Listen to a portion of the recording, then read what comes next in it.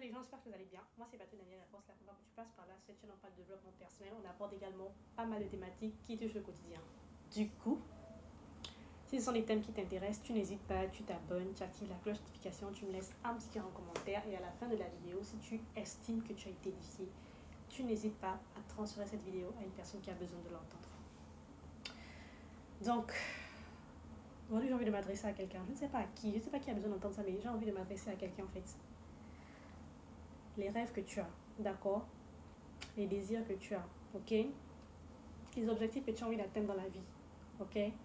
Tu ne pourras l'atteindre que par la force de ton travail. Ça, c'est déjà quelque chose qu'il faudrait que tu insères dans ta tête, que tu insères dans ta mémoire.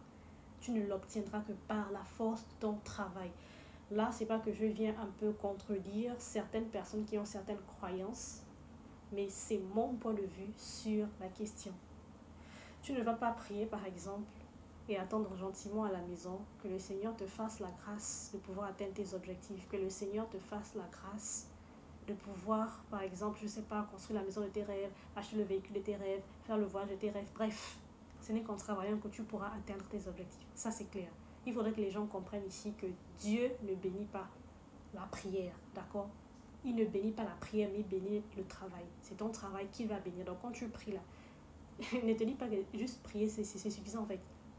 Prier n'est pas suffisant. Associe ta prière à quelque chose. Fais quelque chose, prie et associe les deux. Ça va donner quelque chose. D'accord? Dieu va bénir ton travail. Et si tu ne travailles pas, comment est-ce que tu veux qu'il te bénisse? Comment est-ce que tu veux qu'il te bénisse? Tu vas rester gentiment dans ta chambre, dans ton lit, dans ta maison, sur ton canapé en train de zapper tes chaînes en attendant que la manne tombe du ciel. Tu auras le temps d'avoir 40, 50, 60, 70 ans. Va te trouver là. Tu seras toujours sur le même canapé en train de zapper les mêmes chaînes dans le même quartier où tu as grandi. Sans aucune évolution, sans aucune possibilité même d'évolution parce que tu es stigmatisé dans ta tête, tu es coincé. C'est-à-dire que ton cerveau est dans un bocal. Ton cerveau est dans un bocal.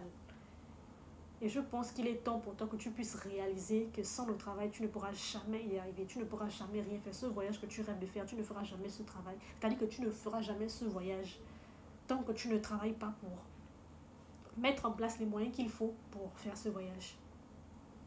La maison de tes rêves que tu as envie de construire, tu ne la construiras jamais tant que tu ne travailles pas, que tu ne fais pas ce qu'il faut pour avoir les fonds nécessaires pour construire la maison de tes rêves en question.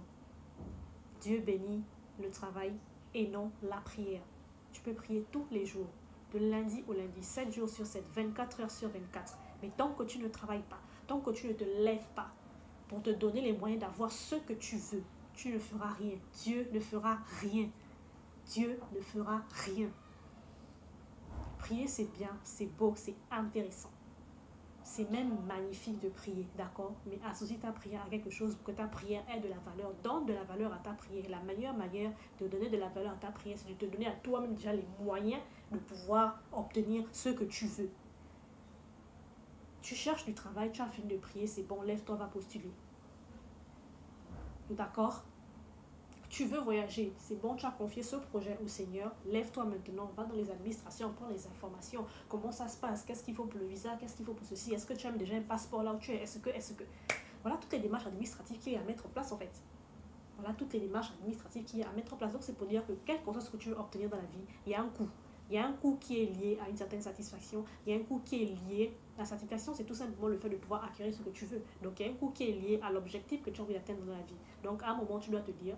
J'ai prié, c'est bon, d'accord, mais à un moment donné, je dois passer à l'action.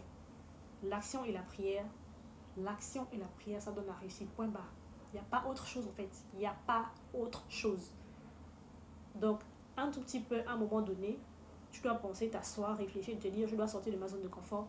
Je dois sortir de ma zone de confort et commencer à travailler pour avoir ce que je veux avoir. Commencer à travailler pour obtenir ce que je souhaite obtenir. Nous tous, autant que nous sommes, nous avons tous des objectifs à atteindre dans la vie, nous avons tous des désirs, comment dirais-je, c'est-à-dire des buts spécifiques qu'on a envie d'atteindre dans la vie en fait.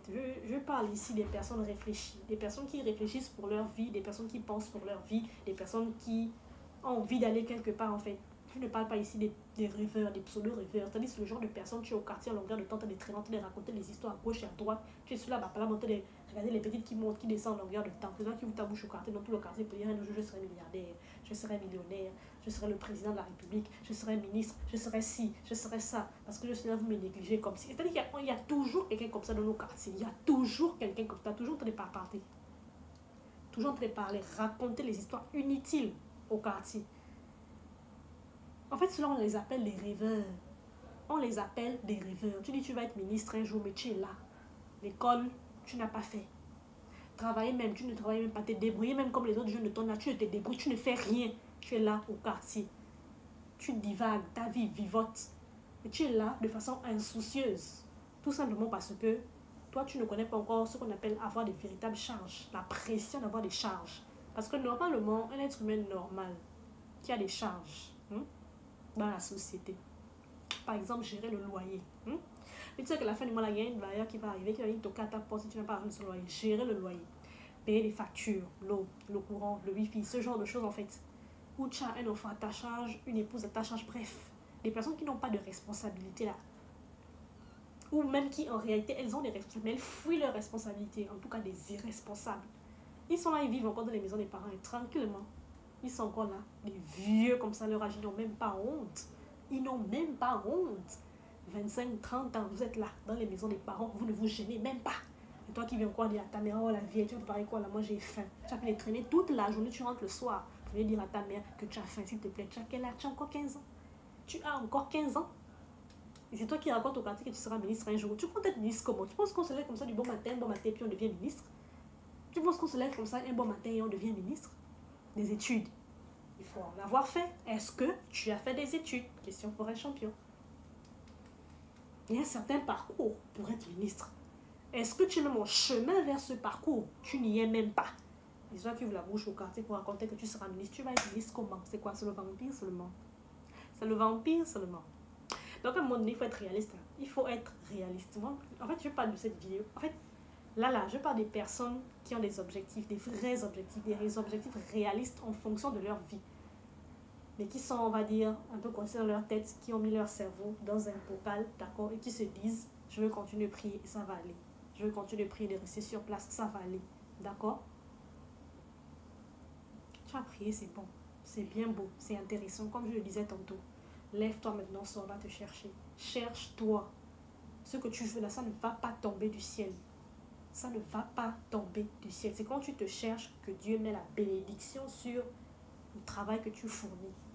Il met la bénédiction là-dessus. Il ouvre les portes. Dieu n'ouvrira aucune porte tant que tu resteras assis sur ton canapé en train de zapper les chaînes. Il n'ouvrira aucune porte tant que tu resteras paisiblement allongé sur ton lit, en train de prier, en train de réfléchir, en train de ci, en train de ça. Passe à l'action. Passe à l'action. Et ce n'est qu'en passant à l'action que tu verras toi-même comment... En fait, tu verras les résultats. Tu verras les résultats. Tu verras les résultats, tout simplement. Donc voilà, c'est le petit message que je tenais à partager avec quelqu'un aujourd'hui. Je ne sais pas qui, mais je sais que c'est-à-dire que ce message va tomber dans les oreilles de quelqu'un qui a besoin de l'entendre. Si ça t'a édifié, transfère ça à quelqu'un et n'hésite pas aussi de mettre le pouce bleu. Si tu n'es pas encore abonné, abonne-toi pour plus de contenu dans ce sens.